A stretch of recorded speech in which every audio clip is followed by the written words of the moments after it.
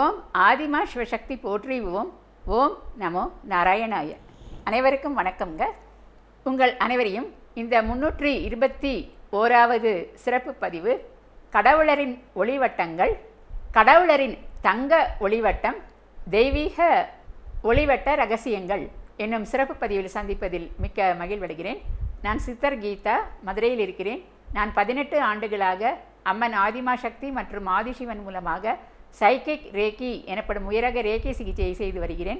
செய்வது அனைத்தும் அம்மன் தான். சித்தர் என்று கூறப்படுவதும் அவர்கள்தான். நான் அவர்களின் கருவியாவேன். எவ்வாறு செய்து வருகிறேன் என்பதை அறிமுக விளக்கம் என்ற குறு வீடியோ மற்றும் ஆரம்பகால பதிவுகளில் நீங்கள் பார்த்து தெரிந்து கொள்ளலாம். மேலும் சகோதரர் திரு BK சரவணகுமார் அவர்களது சேனலில் என்னுடன் நிகழ்த்திய நேர்காணலிலும் இவை குறித்து தெளிவாக கூறியுள்ளேன். அதன் லிங்கானது டிஸ்கிரிப்ஷனில் உள்ளது.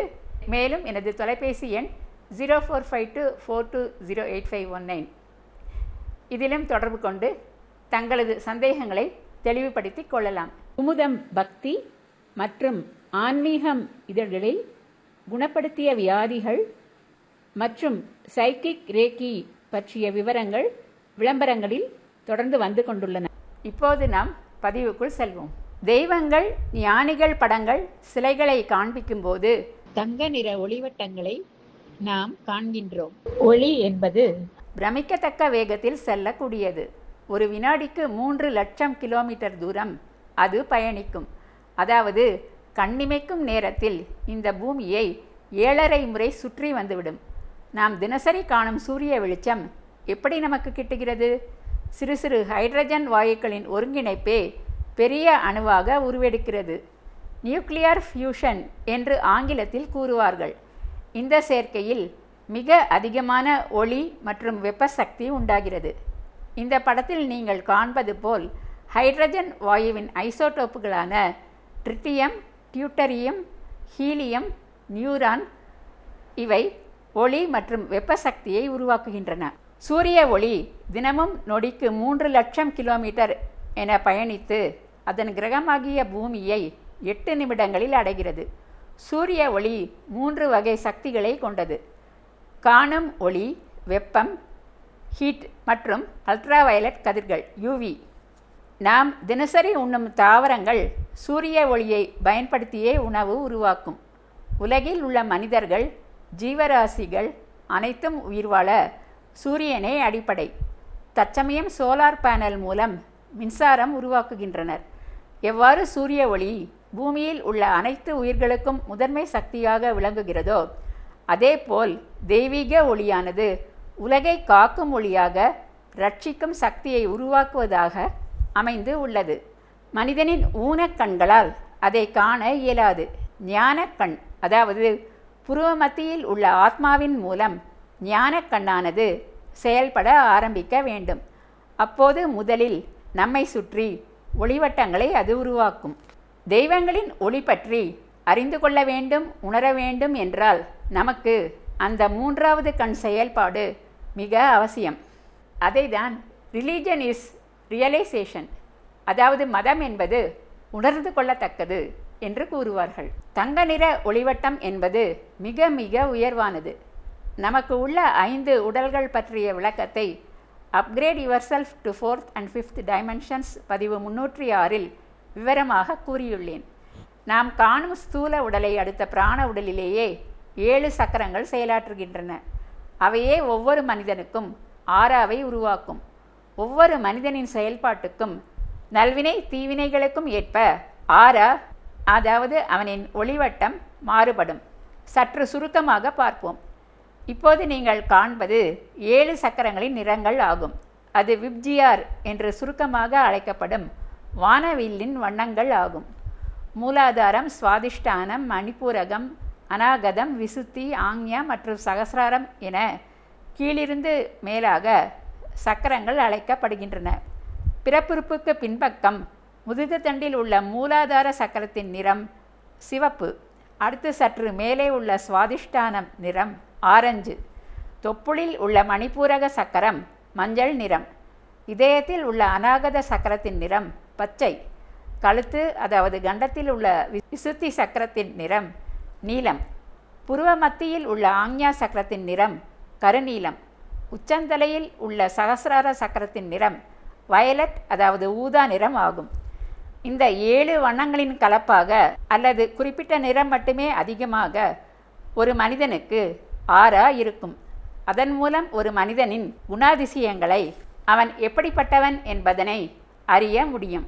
உதாரணமாக, சிவப்பு நிற ஆறா கொண்டவன் பொதுவாக குரூரமான குணம் கொண்டவனாக கொலை, கொள்ளை, கற்பழிப்பு போன்ற தீய செயல்களில் மனசாட்சியே இல்லாமல் செயல்படுபவனாக இருப்பான்.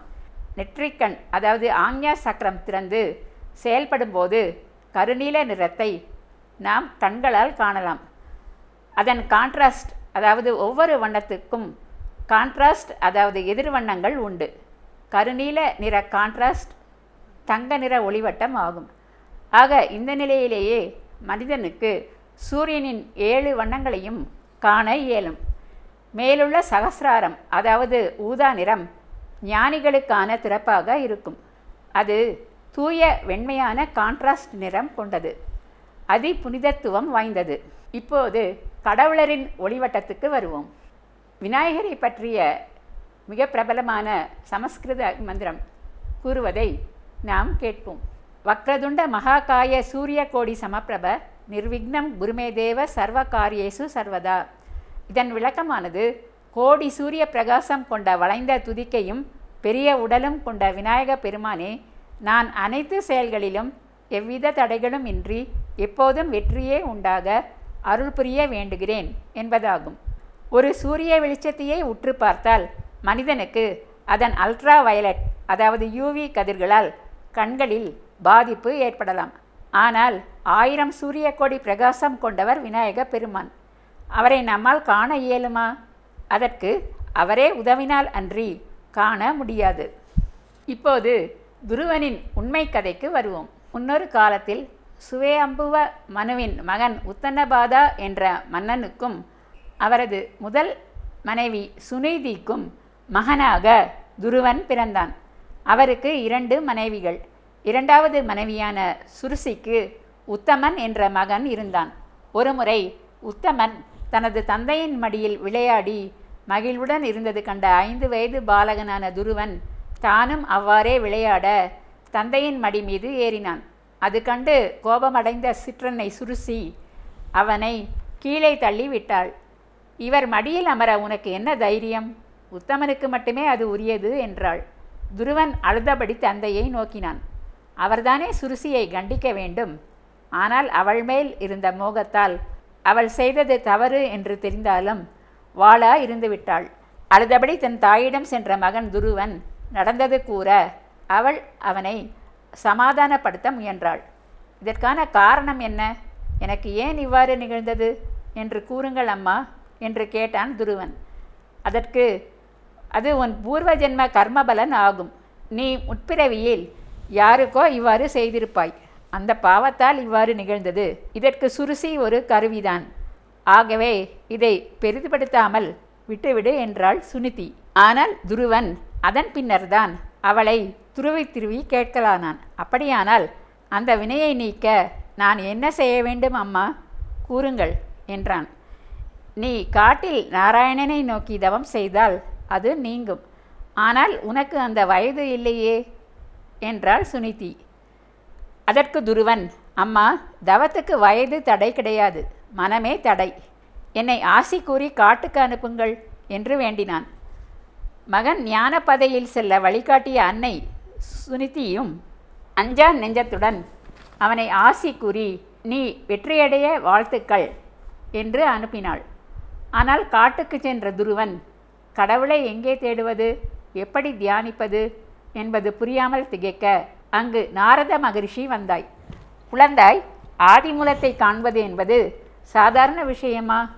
மிக கடினமான யோகம் தவம் செய்ய வேண்டும். 5 வயது பாலகனான உன்னால் அது இயலுமா? நீ உடனே அரண்மனைக்கு திரும்பிச் செல் என்றார். உடனே துருவன் அவரை பணிவுடன் வணங்கி, மகானுபாவரே, என் அஞ்ஞானம் பாவம் அகன்று மெய்ஞானம் விளங்க நான் என்ன செய்ய வேண்டும் என்று மட்டும் கூறுவீராக என்றான். அவரும் அவ்வாறே ஓம் நமோ வாசுதேவாய என்று கூறி வருவாயாக. சங்கு சக்கரதாரியாக மார்பில் கௌஸ்துபமணியுடன் திவ்ய தேஜசுடன் கூடியவராக அவரை எண்ணி தியானி என்று கூறி சென்றார். யமுனை நதிக்கரைக்கு சென்ற குழந்தை துருவன் முதல் மாதம் பழத்தை மட்டும் உண்டும், 2ஆம் மாதம் இலைத்தாளைகளை உண்டும், 3ஆம் மாதம் தீர்த்தம் மட்டும் பருகி தியானம், 4வது மாதம் வாயுவை அதாவது மூச்சு மட்டும் விட்டு தியானம், 5வது மாதம் ஒரு காலை மடக்கியபடி கைகளை உயரக் கூப்பி நின்ற நிலையில் தியானம் செய்தான். அப்போது அவனுக்கு உள்ளுணர்வில் பரபிரம்ம தரிசனம், ஆன்ம ஒளி உடலெங்கும் பரவியது. ஆனால் அவன் காண விரும்பியது ஸ்ரீமத் நாராயணனையே நேரில் அல்லவா? அவரும் வந்தார். ஆனால் என்ன சொன்னார்? துருவா, கண்களை திறக்காதே. நான் சங்கு சக்கரதாரியாக கோடி சூரிய பிரகாசமாக உள்ளவன். என்னை ஊனக்கண்களால் உயிருடன் இருக்கும்போது எந்த மானுடன் பார்த்தாலும் அவனது கண்கள் குருடாகிவிடும். ஆகையால் உனக்கு எனது திவ்ய சக்தி மூலம் ஞானக்கண் திறக்க ஆவன செய்கிறேன். அதன் மூலம் உயிருள்ள போதே நீ என்னை தரிசிக்கலாம் என்று கூறிய அந்த கருணை மணாளன் தன்னை அவ்வாறே தரிசித்து கால்களில் விழுந்த துருவனுக்கு, நீ மன்னனாக பூவுலக கடமைகளை 36,000 ஆண்டுகள் அரசாட்சி செய்து முடித்துவிட்டு பின்னர் துருவ நட்சத்திரமாக வானில் இடம்பெறு.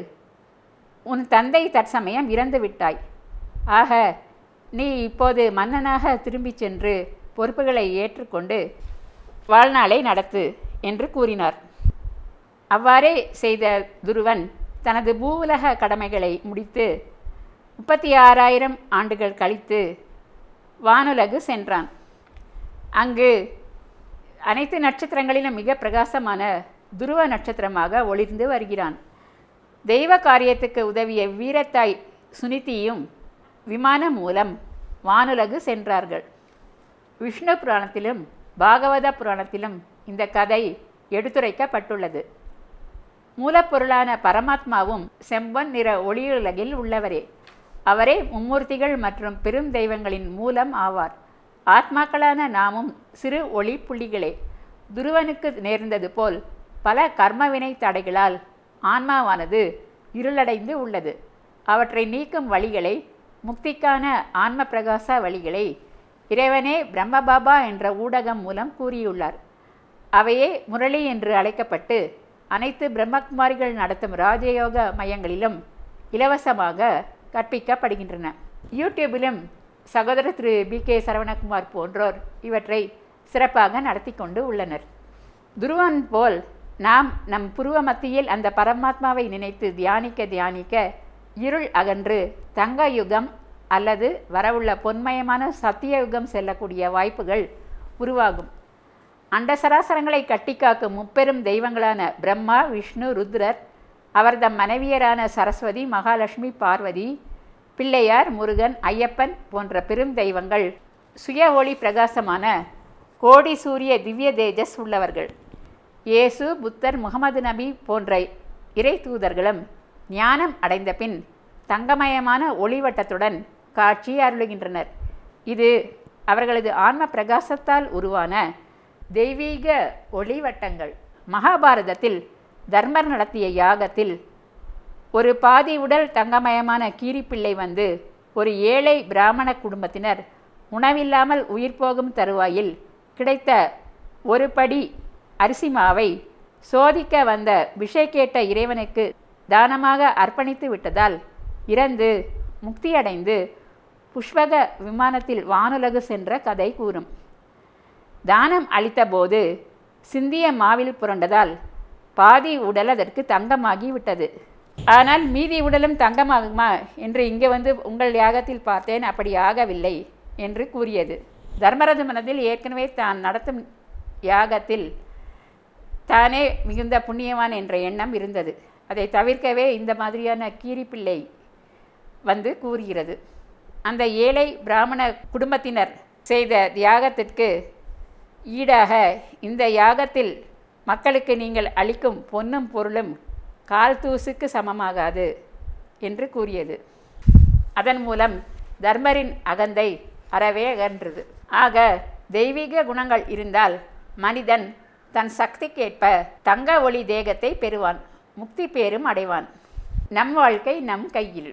இருளடைந்து கொண்டிருக்கும் கலியுக வாழ்விலிருந்து மீள நல்வழியை தேர்ந்தெடுத்து தங்கமயமான ஆறாவை பெற எனது மனமார்ந்த வாழ்த்துக்கள். இப்பதிவை இத்துடன் நாம் நிறைவு செய்து கொள்வோம். சப்ஸ்கிரைப் செய்யாதவர்கள் அவசியம் செய்யுமாறு கேட்டுக்கொள்கிறேன். மேலும் கேஸ் விஷயமாக என்னை சந்திக்க விரும்புவர்கள் கீழே வரும் தொலைபேசி எண் 0452420851 என்ற தொலைபேசி எண்ணில் தொடர்பு கொள்ளுமாறு கேட்டுக்கொள்கிறேன். லைக்கும் போட்டு உற்சாகப்படுத்தலாம். கமெண்ட்ஸிலும் தங்கள் கருத்தினை தெரிவிக்கலாம். இதுவரை பொறுமையாக பார்த்த உங்கள் அனைவருக்கும் எனது மனமார்ந்த நன்றிகள். வணக்கம்.